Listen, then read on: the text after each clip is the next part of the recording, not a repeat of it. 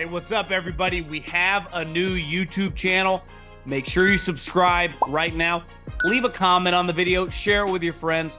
It's also a podcast, 3 and Out, wherever you listen with me, John Middlekauff, Apple, Spotify. We have you covered, as well as thevolume.com. We have merch. Check out. I got 3 and Out hats right now. Thevolume.com. Search the podcast. Buy some merch. Okay, let's dive into the mailbag. You guys know the drill. At John Middlekauff. At John Middlekauff is the Instagram. Fire in those DMs. From Ryan. Are you surprised the NFL doesn't have a Trackman for their kickers to simulate the yardage and wind when they are kicking into the net, warming up, like how Trackman to simulate the golf round? Honestly, never crossed my mind, but kind of genius. I would say the difference, though, is it's one thing to practice on the Trackman indoor simulator in golf. No golfer, and if we're using a kicker, so you're talking like a PGA golfer, just like a professional kicker, you'd actually go to the range or you actually go to the course because you want to see the ball fly. So I hear what you're saying. I kind of understand it, maybe in like OTAs or training camp, but in terms of games and even game week, you want to kick.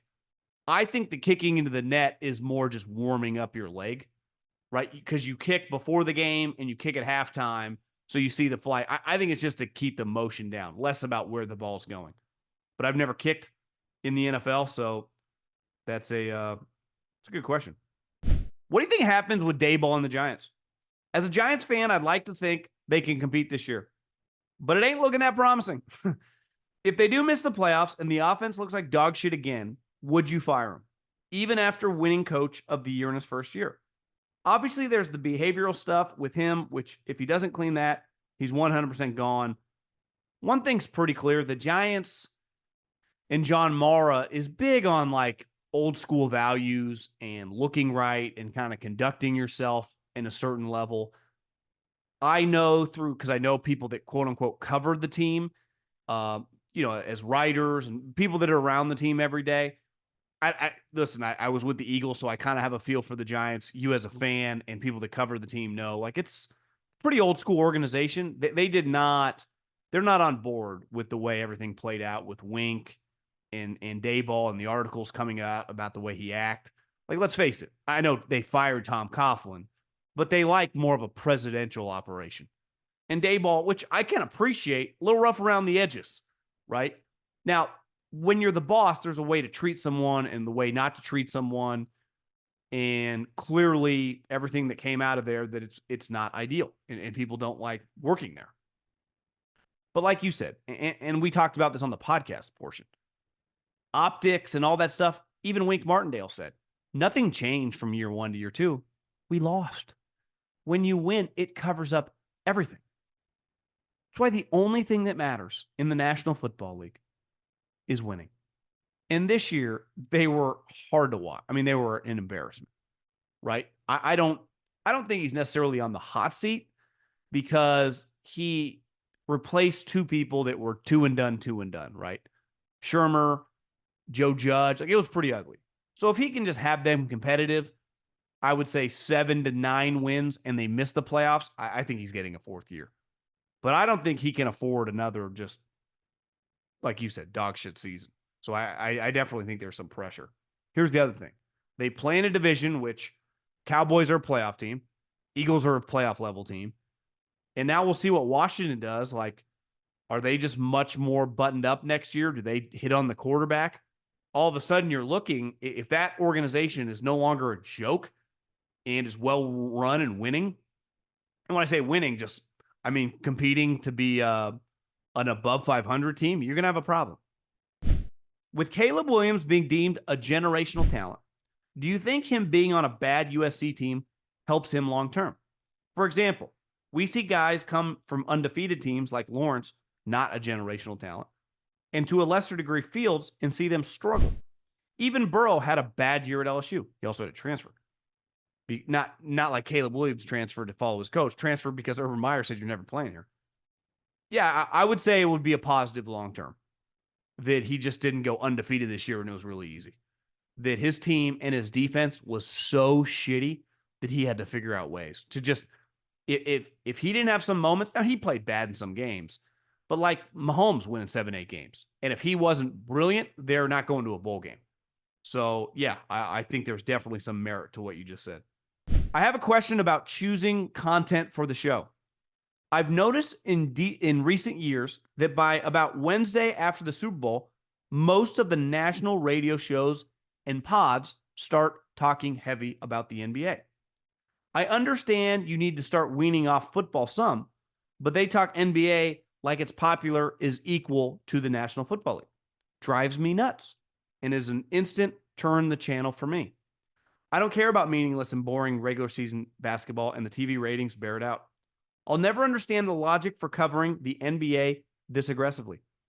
As someone in the content business, do you have any insight why they do this?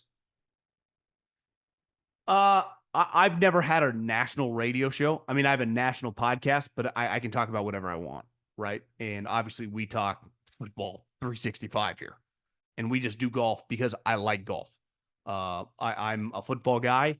Football is the biggest sport going, and football is what I enjoy talking about, and obviously what people enjoy consuming. For a long, long period of time in the business, and as I just grew up a sports talk radio listener, is you would just play the seasons. So if you're older, you would talk about the NBA because that's just what you did.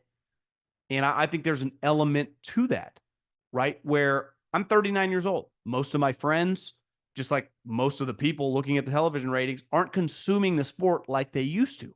But I do think old habits die hard. So I think there's some of that.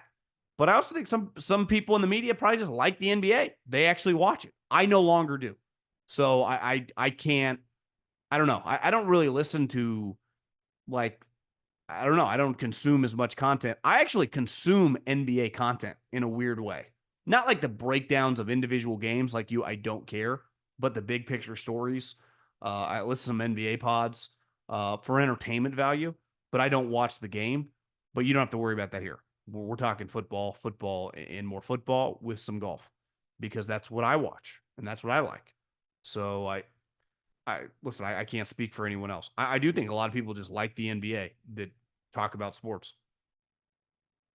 I like baseball a lot, but we're not talking here on the podcast. Get in on the action with DraftKings Sportsbook, an official sports betting partner of the NBA. New customers who deposit $5 or more can get a no-sweat bet up to $1,000 back in a bonus bet. Download the DraftKings Sportsbook app now and use the code JOHN. New customers can get a no-sweat bet up to $1,000 if your first bet loses. Only on DraftKings Sportsbook with code JOHN. The crown is yours. What do you think Saquon will wind up next season? I think it's going to be very, very interesting this offseason when it comes to these running backs. Because last year they got very, very angry. Nothing changed. Absolutely nothing changed. It's going to happen again. Saquon, Josh Jacobs, right? These guys, Jonathan Taylor got an extension. Clearly, it wasn't that much money.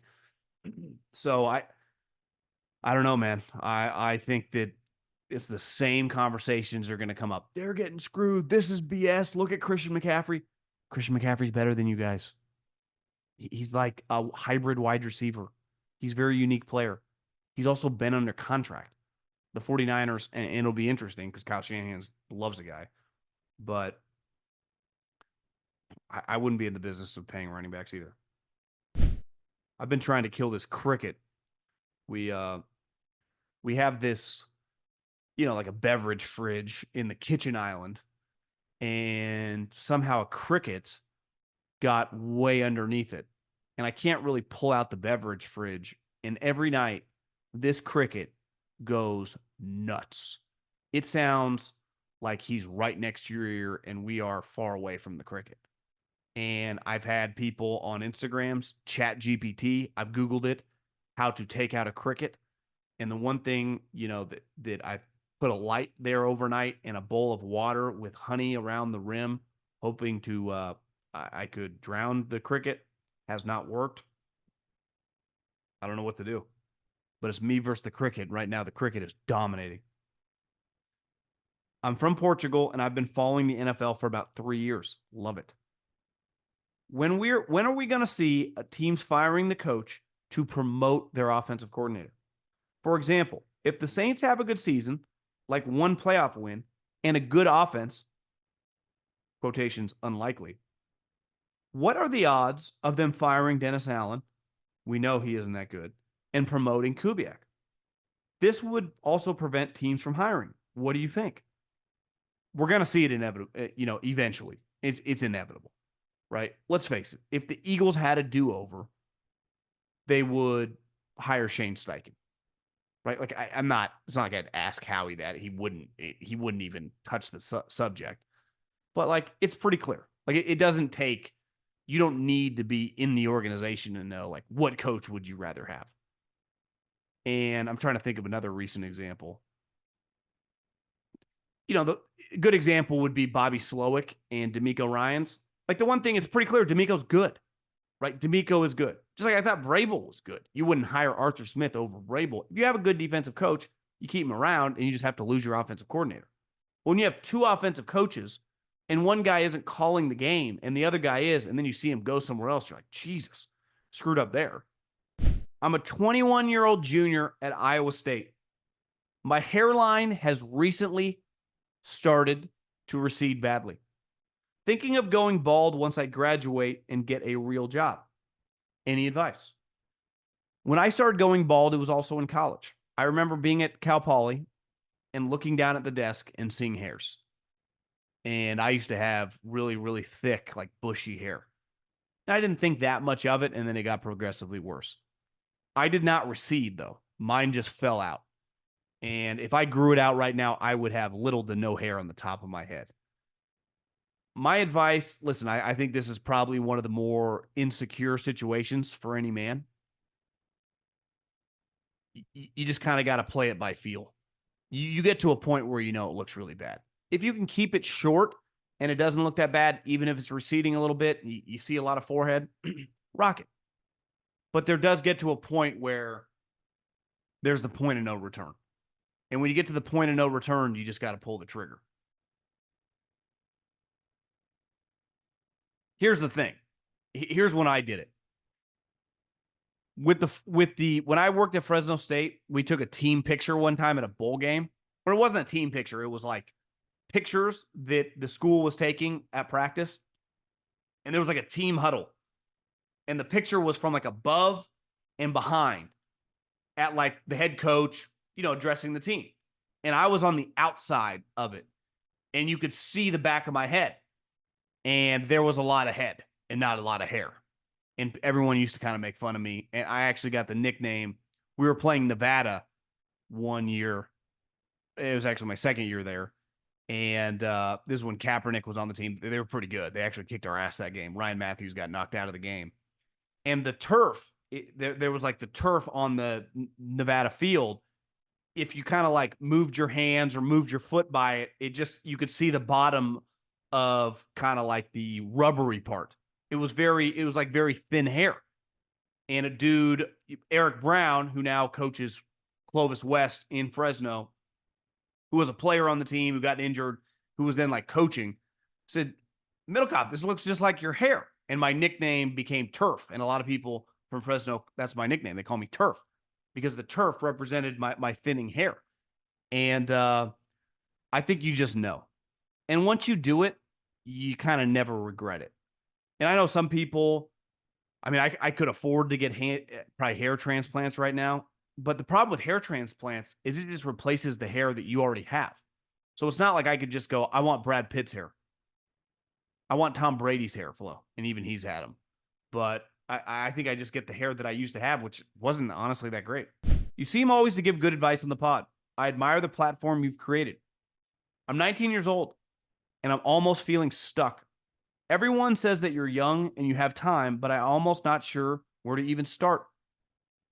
I'm in D2D sales right now while also working part-time. What advice would you give for just getting out there and starting something, whether it's a small business, a real estate, or even growing a personal brand, or really any way to start making money? What did you do to start your journey of success?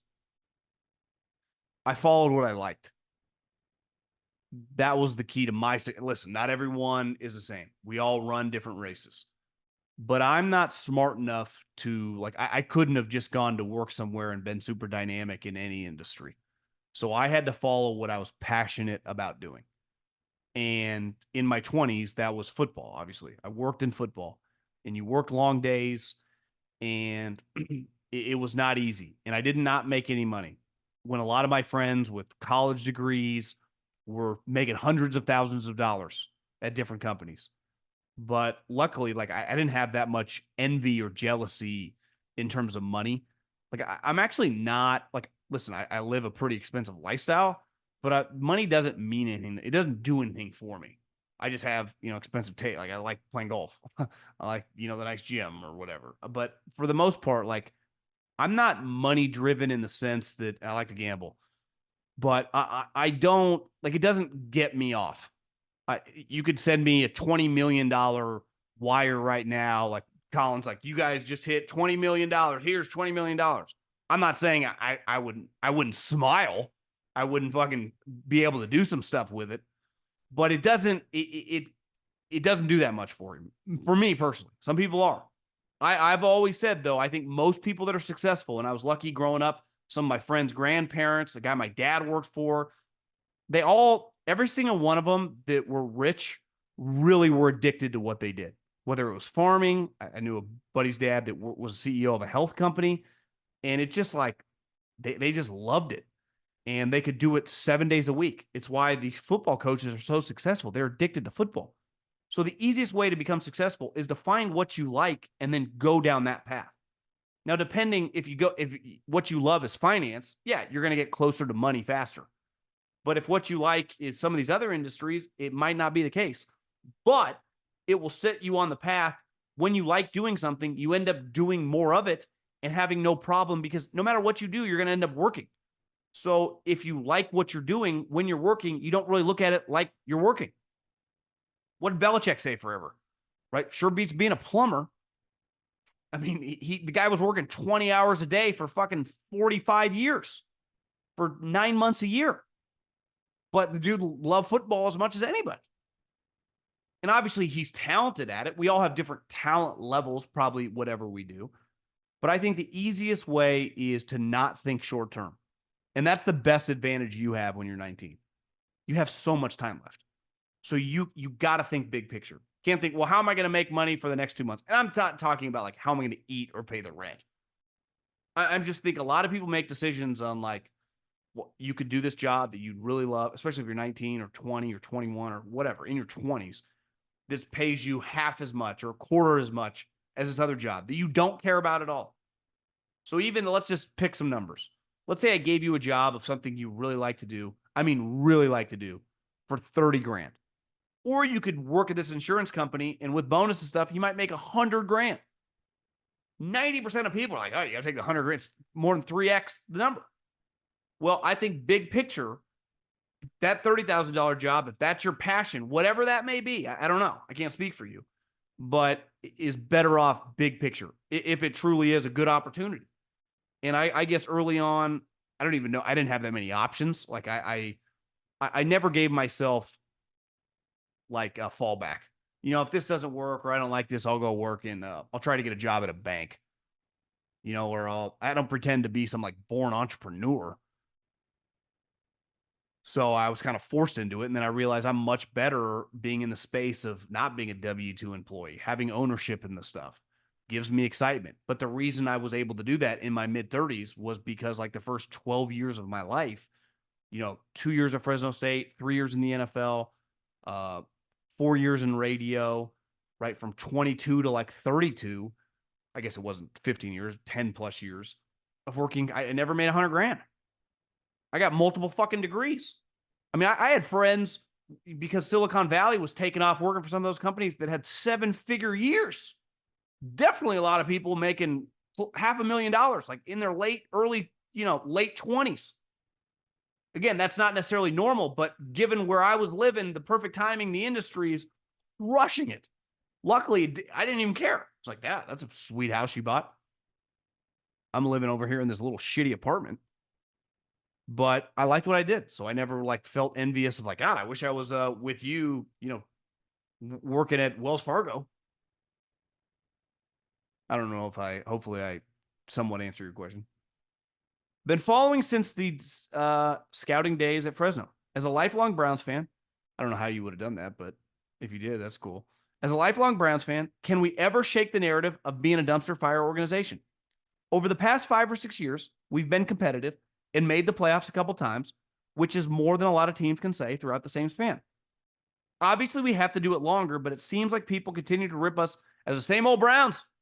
Also, what are some real expectations for us this season?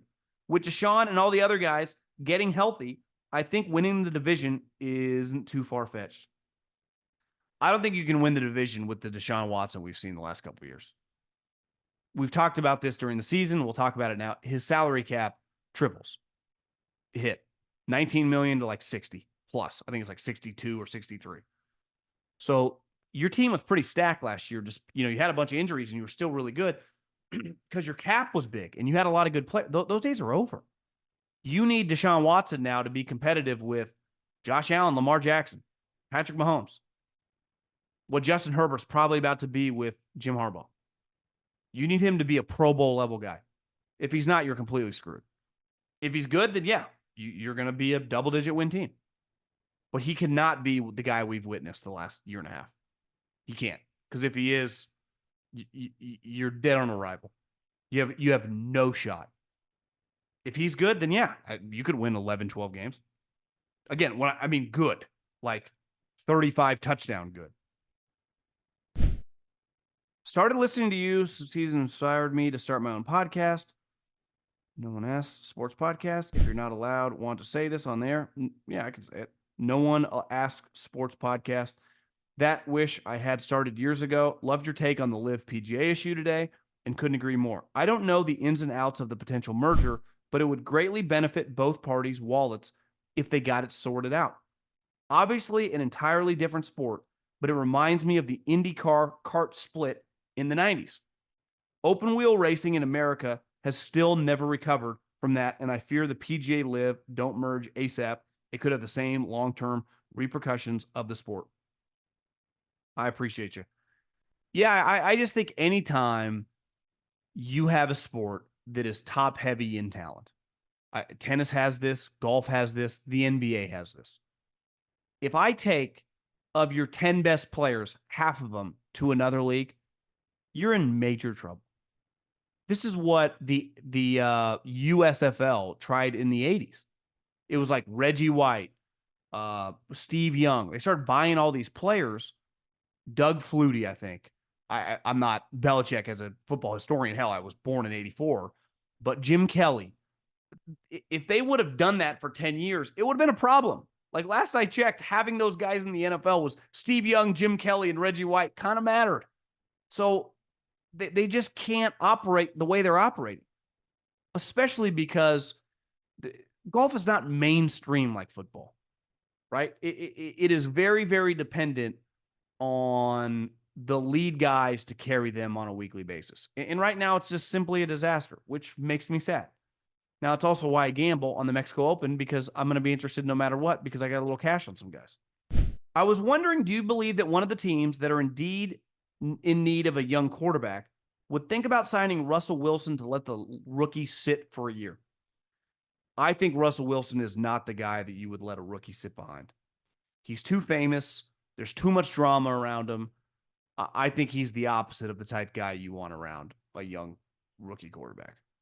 So I think that those teams, we all know them, that are potentially going to draft a quarterback, I don't think they'd be interested in Russell Wilson. I saw Ocho Cinco said the Steelers. That makes some sense. Like Kenny Pickett at this time, he's like 25 years old. Maybe he's just not good enough. Mason Rudolph's a good backup. You just bring in Russell Wilson, you start him. That, to me, that makes a lot of sense. That's the type move where the Broncos are paying the salary. So you just pay Russell Wilson, or excuse me, he gets cut. You sign him for like $2 million. They pay the other $38 million. So he's basically making $40 million. So to him, whatever. And he gets to start for the Steelers. It actually makes a lot of sense. Do you think the Vikings' only option for getting one of the top quarterbacks in the draft is to trade Jefferson to get one of the top draft picks? I'm hearing a lot of steam about the Vikings wanting to trade up in the draft, but I don't see how that's possible without trading Jefferson or multiple first rounders, which I do not see our front office doing as we are in our division and need the capital to rebuild our defense. I think when you look historically at quarterbacks, like how often do guys that go 1, 2, 3, two of those guys usually suck? It's one thing if you're sitting there to draft the guy, but how often do teams trade up out of nowhere and draft the guy and then feel good about that guy 10 years later? Remember a couple years ago, the Rams and the Eagles traded up. They got Jared Goff and Carson Wentz. Neither guy was on the team 5 years, 6 years later. So a lot of guys that got drafted, like even in the mid first round, historically have been good players. So I think sometimes you can be a little more patient. I think you got to be very careful about forcing things in the draft. Because when you force moving way up for a quarterback, it'd be like overextending yourself on a house and then having, if it doesn't work out, all of a sudden you're looking at a disastrous situation. You know, you overextended yourself on the house, economy turns, and you're screwed. Interest rates are high. Now listen, if that area booms, your house goes up, doubles, you don't even think twice. Like, greatest investment I ever made. You trade up and you get some star quarterback. You'll never crosses your mind again. It was worth, we would have traded, the Chiefs trading up for Patrick Mahomes would have given 10 ones for Patrick Mahomes. But when it doesn't work out, it's a pretty big kick in the you-know-what. It's happened to the Bears twice in like 5 years. Mitch Trubisky at 2 and then trading up for Fields. Neither guy's going to be on the team. It's a disaster. At least, and here's the other thing. When you miss on a position player, at least the guy can play. Right? Let's just say you take a defensive lineman who's never going to be worth the top 10 pick or 5 pick. I saw the Raiders did it with Cleveland Farrell, and the Niners did it with Solomon Thomas. You can still play those guys. They can still play 20, 30 snaps. So yeah, you regret the pick, but he's still playing well for you. When you miss on the quarterback, like the Steelers, you're like, well, we even want to start this guy? You can't play 2 quarterbacks at once, so he's kind of worthless. Been listening to the pod for 2 years and love your takes and honesty. I wanted to ask, although they just played in the Super Bowl, could you see the possible trade Brandon Aiyuk to the Chiefs? It would give Pat another premier receiver, along with Rice, and not only add a deep threat, but a great yak receiver for defenses trying to limit. Brandon Aiyuk would be incredible on the Chiefs. I just don't see the 49ers. Several years back, they traded Buckner for pick 13. It was like DeForest Buckner was not worth the 13th pick. Their problem is they picked the wrong guy. They took Kinlaw. They should have just taken Wirfs. They got cute. To me, you can't trade Brandon Aiyuk for pick 32. It's not enough value. It's worth it for you then to just pay him. Now, if someone offers you pick 15, you got to think about it. You got to think long and hard about it. But I don't think, first and foremost, I don't think 32 is enough. He's too good for you. He had 1,500 yards. He's 24. He blocks. He's an incredible player for the Niners. But there is like, how many guys can you pay? How much money does he want? How can the Chiefs afford to give him $25 million a year? Maybe they could backload the deal. I think the Chiefs would be interested for sure. But I don't see the Niners doing that. Love the pod. Been listening for around 6 months now. What would the number one priority this offseason if you were the Colts general manager? That's a good question. Also, as a fellow full-time creator, congrats on all the success with the podcast. I appreciate that, Tanner. I'd be lying if I said I had like a complete breakdown on the the Colts roster. You know, in theory, they have their quarterback. They have a running back under contract. Feels like they could use a little more juice on the outside. Pittman's solid, but, you know, a true number one wide receiver or a tight end, like an impact playmaker, I think would definitely help in the passing game with Anthony Richardson. You always could improve the defense, a pass rusher. You could never have enough of those. And same with the offensive line. So I would say Ballard either go line or a playmaker would be my guess. But that's I feel much more strongly on some of the the Bills, the Ravens, the Chiefs, the Niners, the Cowboys, the Eagles. Just I don't watch as much AFC South. Just being completely real with you. Besides, like I paid attention to the Texans, but I wasn't super locked into you guys. I would love to get Ballard on the pod. I've tried to get him before. He goes on Colin a lot. Maybe I can grab him and tell him Colin wants him to come on my pod.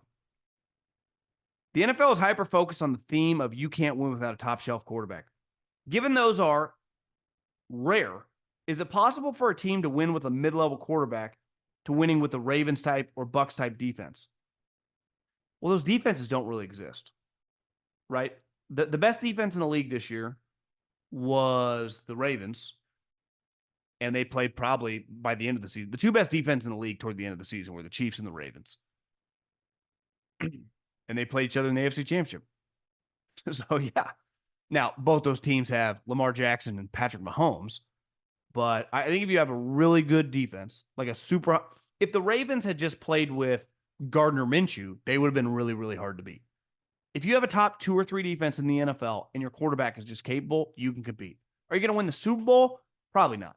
Because the day and age of those defenses are probably over. Because you could kill people. Part of their defense wasn't just you couldn't score on them. They were knocking people out of the game. Well, you're no longer really knocking guys out of the game.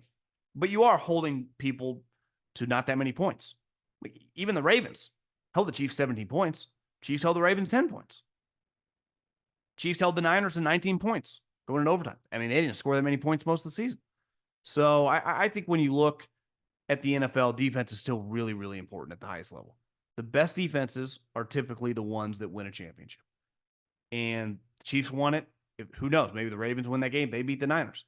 The Niners defense actually was kind of coming apart, which was part of their problem. It wasn't as good as it had been. If their defense was better, shit, they're the Super Bowl champs. So I think we're never going to see the 85 Bears or the 2000 Ravens or, the John Gruden, John Lynch, Warren Sapp, Derek Brooks type defense. Even that Cam Chancellor, Richard Sherman defense with Pete Carroll, they were killing people. Vernon Davis's career was never the same when they knocked him out in a game. They were hitting people so hard. The Ravens and the Chiefs were doing the equivalent of that in 2024, the way they tackled, the way they hit. But for the most part, like decapitating people and sending them, to the blue tent every other play is kind of done. You just need to tackle really well, have a good pass rush, and play good red zone defense. But Mahomes feels like he'd win the Super Bowl every year. And if he doesn't, then Josh Allen might, right? And Brock Purdy had a Pro Bowl level season. Like Brock Purdy's season was better than Trent Dilfer's or Brad Johnson's or whatever, right? Those guys weren't throwing 32 touchdowns, and they couldn't run like that. So I would probably, I guess, come to the conclusion of it's going to be difficult to obtain or for us to see something like that again.